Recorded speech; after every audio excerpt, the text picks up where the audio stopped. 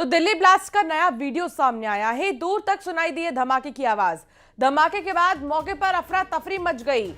एक और जो तस्वीर है वो सामने आई है। दिल्ली ब्लास्ट का एक वीडियो नया सामने आया और दूर तक धमाके की आवाज जो है सुनाई दी है। आसपास की दुकानों में भी लोग डर गए कि आखिर हुआ क्या, क्योंकि इतनी तेज धरती हिली मानो भूकंप सा आया हो और धमाके की आवाज इतनी जबरदस्त थी कि दूर दूर तक सुनाई दी है। धमाके के बाद अफरा तफरी का माहौल जो था वो भी आपको दिखा रही हैं। न केवल उमर की गाड़ी में धमाका होने से सिर्फ उसी तक नुकसान हुआ है, बल्कि आसपास की सभी गाड़ियों को नुकसान हुआ। दिल्ली धमाके का ये वीडियो आपको दिखा रहे हैं। देखिए, बाकायदा यहाँ पर ट्रैफिक सिग्नल पर कई सारी गाड़ियां मौजूद थी और जैसे ही उमर की गाड़ी में धमाका हुआ उसके बाद आसपास ई रिक्शा, ऑटो, ये तमाम चीजें थी, सबको नुकसान हुआ है।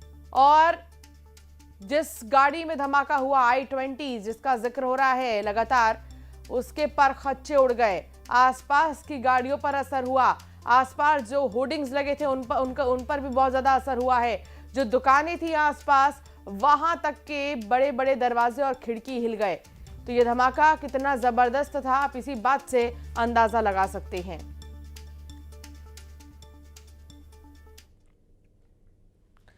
कानपुर में आतंकी शाहीन को लेकर जांच तेज हो चुकी है। आपको बता दें कि 40 लोगों की लिस्ट जो है तैयार की गई है। इस मामले में जांच तेज हो गई है। एसओटी ने जो है 40 लोगों की लिस्ट तैयार की है। डॉक्टर शाहीन के संपर्क वाले 40 लोगों की लिस्ट तैयार की गई है। ये भी बता दें कि डॉक्टर शाहीन 2006 से 2012 के बीच जीएसवीएम में तैनात थी और डॉक्टर शाहीन चमनगंज, बेगमगंज, नाला रोड, पेचबाग समेत 1 दर्जन से भी ज्यादा क्षेत्र में रहने वालों के संपर्क में थी। सूत्रों की माने तो साल 2006 से 2012 के बीच संपर्क में आए संदिग्ध से जल्द पूछताछ होगी। जितने भी लोग हैं जो डॉक्टर शाहीन से जुड़े हुए थे उनसे पूछताछ होगी। अब 40 से ज्यादा लोगों की लिस्ट जो है तैयार कर ली गई है।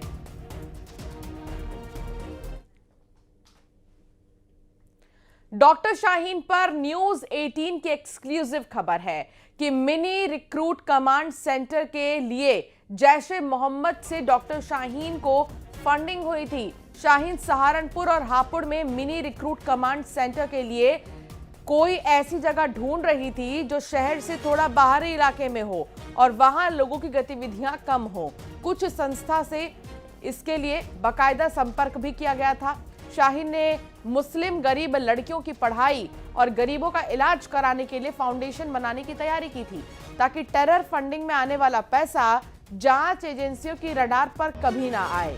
शाहीन इन सेंटर में अंदर आतंकी ट्रेनिंग देती और बाहर एनजीओ का काम दिखाया जाता था। तो कैसे ये जो शाहीन है, ये शाहीन डॉक्टर के भेस में हैवान की तरह काम कर रही थी और आप सोचिए कि कैसे टारगेट करने के लिए बेसिकली एक पूरे ग्रुप को जो है खड़ा करना चाह रही थी, ट्रेनिंग देना चाह रही थी और ये चाहती थी कि एनजीओ का सहारा लेकर अपना काम ये करे और अंदर ट्रेनिंग दे, आतंकियों को ट्रेनिंग दे, आतंकी ट्रेनिंग देना चाह रही थी।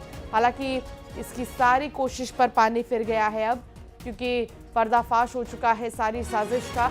डॉक्टर शाहीन पर न्यूज 18 की एक्सक्लूसिव खबर है।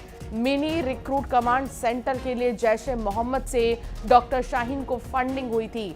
शाहीन सहारनपुर और हापुड़ में मिनी रिक्रूट कमांड सेंटर के लिए कोई ऐसी जगह भी ढूंढ रही थी जो शहर से थोड़ा बाहरी इलाके में हो और वहां लोगों की गतिविधियां कम हो।